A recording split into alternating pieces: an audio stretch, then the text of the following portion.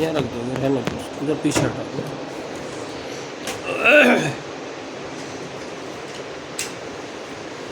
نحمده ونصلي على رسوله الكريم اما بعد فاعوذ بالله من الشيطان الرجيم بسم الله الرحمن الرحيم الا بذكر الله تطمئن القلوب۔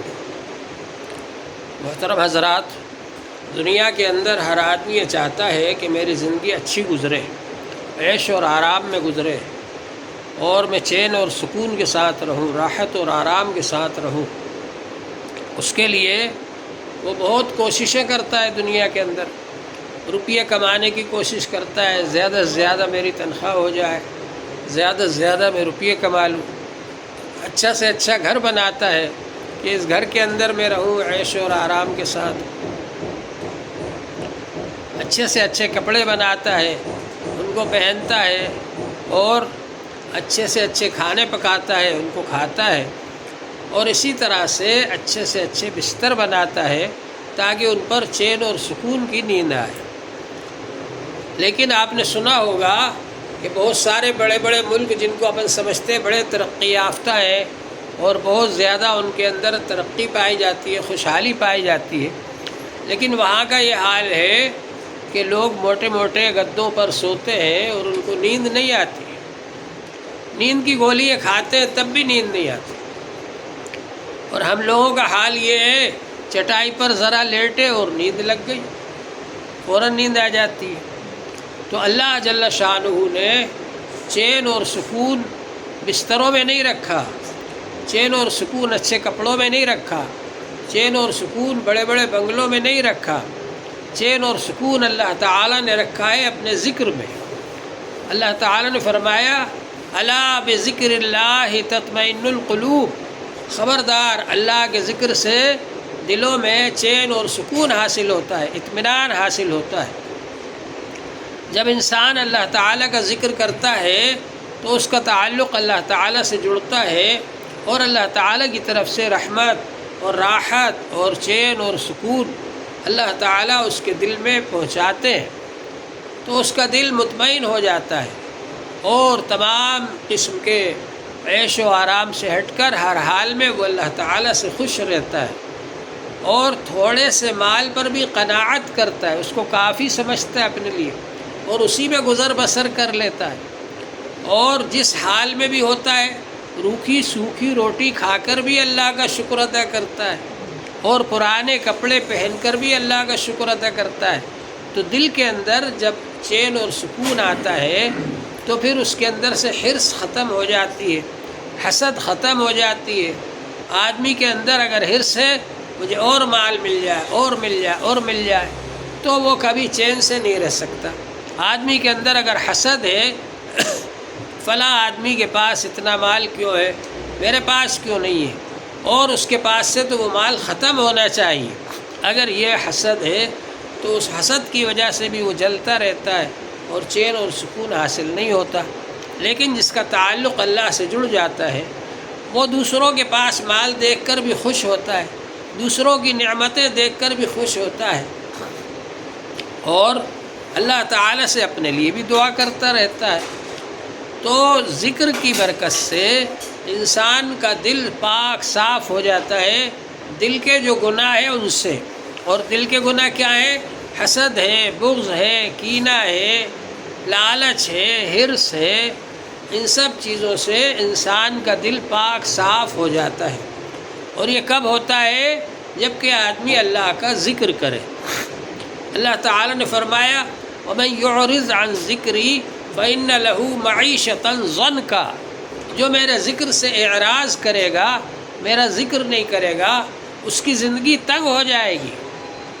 تو انسان جب اللہ کا ذکر نہیں کرتا تو اس کی زندگی تنگ ہو جاتی ہے، اس کو پریشانیوں کا سامنا کرنا پڑتا ہے، اور وہ یہ سمجھتا ہے کہ میں اپنی تکڑم لگا کر اور میں اپنی ترکیب سے اور تدبیر سے یہ پریشانیوں کو دور کر لوں گا، لیکن وہ اور زیادہ الجھتا جاتا ہے۔ کیوں؟ اس لیے کہ وہ اللہ تعالیٰ کا ذکر نہیں کرتا۔ تو دنیا کی جتنی پریشانیاں ہیں ان کا حل اور ان کو دور کرنے کا طریقہ بھی یہ ہے کہ انسان اللہ تعالیٰ سے جڑ جائے اور اللہ تعالیٰ کا ذکر کرے۔ ماں اگر بچے کو تماچا مارتی ہے تو بچہ دور نہیں جاتا بلکہ رو کر کے اسی سے چمٹ جاتا ہے ماں سے۔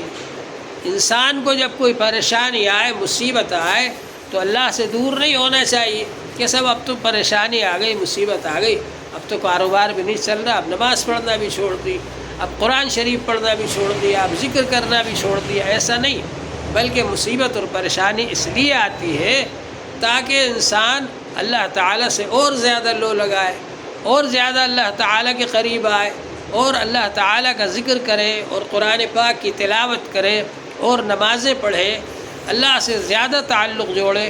اس لیے مصیبت اور پریشانی آتی ہے۔ تو بہرحال یہ ذکر ایسی چیز ہے کہ اس کے ذریعے سے دنیا میں بھی چین و سکون حاصل ہوتا ہے اور پریشانیاں دور ہوتی ہے، اور آخرت میں بھی اللہ تبارک و تعالیٰ ان پر خاص فضل فرمائیں گے۔ جو لوگ کہ اللہ کا ذکر کرنے والے ہیں ان پر اللہ تعالیٰ خاص توجہ فرمائیں گے، خاص فضل فرمائیں گے۔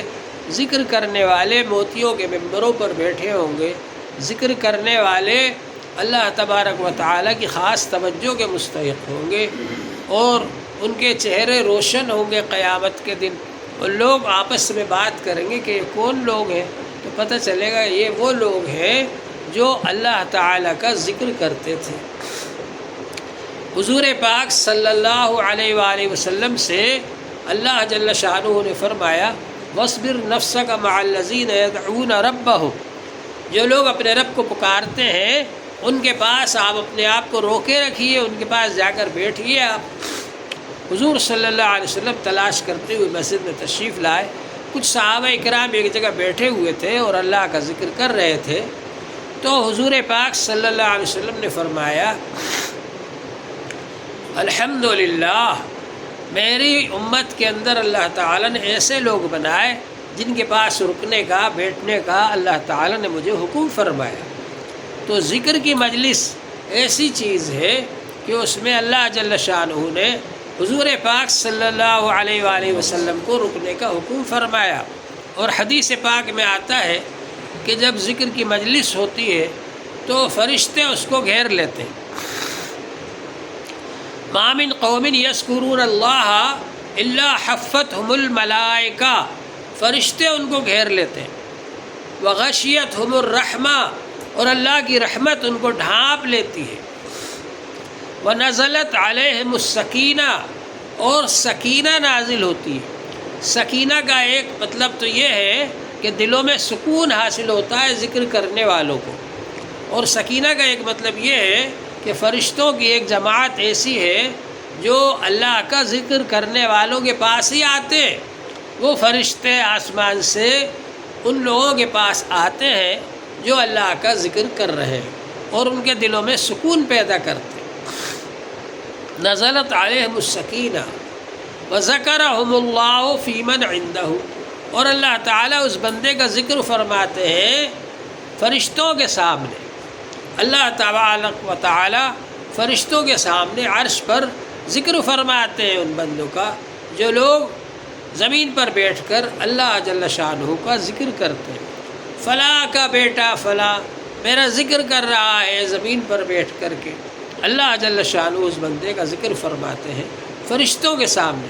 کتنا خوش قسمت ہے وہ انسان، کتنا اچھا ہے کہ اللہ جل شانہ اس کا ذکر فرمائے فرشتوں کے سامنے۔ تو یہ ذکر کے بہت سارے برکات ہیں، بہت سارے فائدے ہیں۔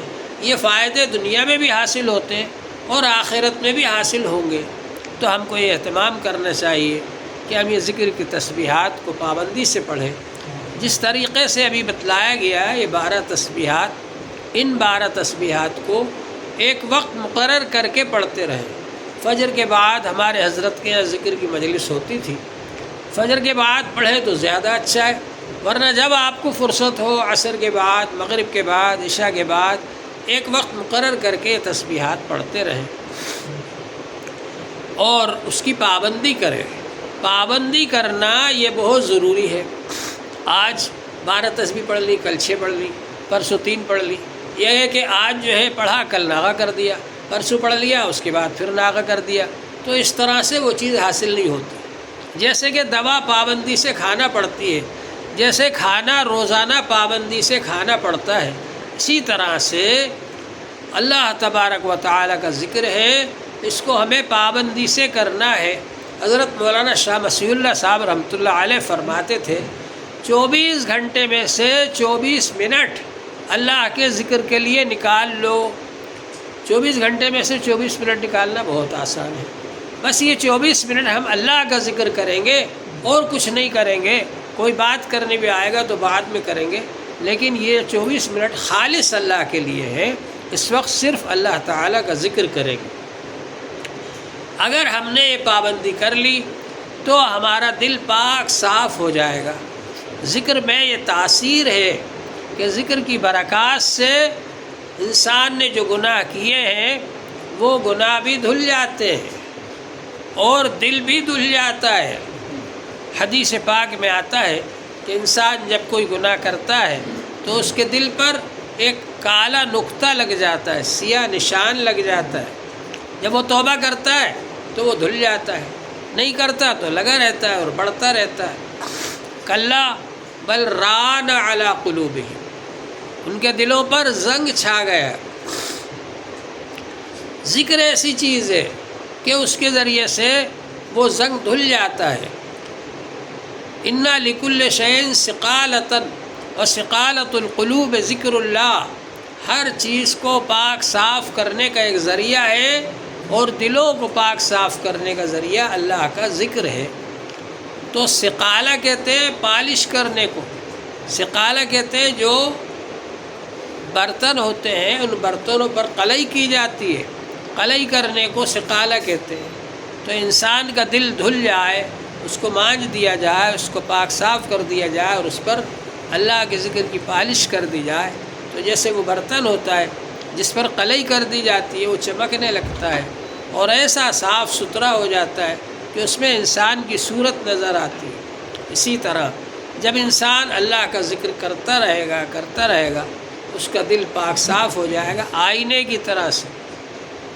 جیسے آئینہ ہے، اس کو سورج کے سامنے رکھو تو آپ کو ایسا لگے گا کہ آئینے کے اندر بھی ایک سورج ہے، حالانکہ آئینے میں کوئی سورج نہیں ہے، اس کو سورج کے سامنے سے ہٹا لو تو کچھ بھی نہیں ہے، لیکن ایسا لگتا ہے کہ آئینے کے اندر بھی ایک سورج ہے۔ اور جس طرح سے آپ اصلی سورج کو نہیں دیکھ سکتے، ایسے ہی آئینے میں جو سورج نظر آ رہا ہے اس پر بھی نظر نہیں جما سکتے آپ۔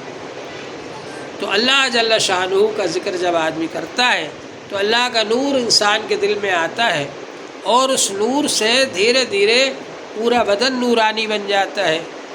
انسان کے اندر سے ایسے اعمال نکلنا شروع ہو جاتے ہیں جن میں نور ہوتا ہے۔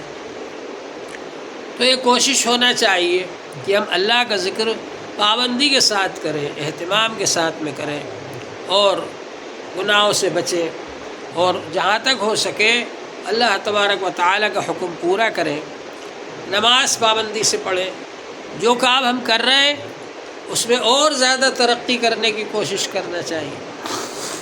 اگر نماز جماعت کے ساتھ نہیں ہو رہی تھی جماعت کے ساتھ ہونے لگے، نماز تکبیر اولیٰ کے ساتھ نہیں ہو رہی تھی تکبیر اولیٰ کے ساتھ ہونے لگے، نماز خشوع خضوع کے ساتھ نہیں ہو رہی تھی خشوع خضوع کے ساتھ ہونے لگے، دل لگا کر کے ہونے لگے۔ اسی طرح سے قرآن پاک کی تلاوت دل لگا کر ہونے لگے، پابندی کے ساتھ ہونے لگے، چاہے ایک پاؤ پڑھے لیکن پابندی کے ساتھ پڑھے۔ خیر العمل ما دیم علیہ وان قل، بہترین کام وہ ہے جس کو پابندی سے کیا جائے چاہے وہ تھوڑا ہو۔ پاؤ سپارہ پڑھے لیکن پابندی سے پڑھے، ذکر تھوڑا کرے لیکن پابندی سے کرے، تو انشاءاللہ تعالی اس کا زیادہ اثر ہوگا۔ ایک ایک بوند قطرہ بھی اگر پتھر کے اوپر گرتا ہے تو پتھر میں بھی سوراخ ہو جاتا ہے۔ انسان کا دل چاہے کتنا ہی سخت ہو گیا ہو، لیکن جب انسان اللہ کا ذکر کرتا رہتا ہے تو اللہ تبارک و تعالی اس کے دل کو بھی نرم کر دیتے ہیں، انسان کا دل نرم ہو جاتا ہے اللہ کے ذکر کی برکت سے۔ پھر اس کے اندر اللہ کی محبت آتی ہے، خشوع خضوع آتا ہے، اللہ سے تعلق جڑتا ہے اور والذین آمنوا اشد حبا للہ، ایمان والے سب سے زیادہ محبت اللہ تعالیٰ سے کرتے ہیں، اللہ تعالیٰ کی محبت آتی ہے اس کے دل کے اندر، پھر اس کے حالات ہی بدل جاتے ہیں۔ اصل کیا ہے؟ ہم لوگوں کو فکر ہونا چاہیے۔ ایک آدمی ہے وہ بیمار ہے، اگر اس کو فکر ہے کہ مجھے بیماری ہے تو وہ ڈاکٹر کے پاس جائے گا اور ڈاکٹر سے کہے گا کہ صاحب میرے لیے آپ دوا تجویز کر دیجئے، میں دوا کھاؤں گا۔ اور اگر کوئی آدمی ایسا ہے کہ اس کو خیال ہی نہیں ہے کہ میں بیمار ہوں تو ظاہر ہے کہ وہ ڈاکٹر کے پاس بھی نہیں جائے گا۔ اسی طرح سے ہم لوگوں کو یہ فکر ہونا چاہیے کہ ہم لوگوں کو جو کام ہم کر رہے ہیں اس سے اور زیادہ کرنا ہے۔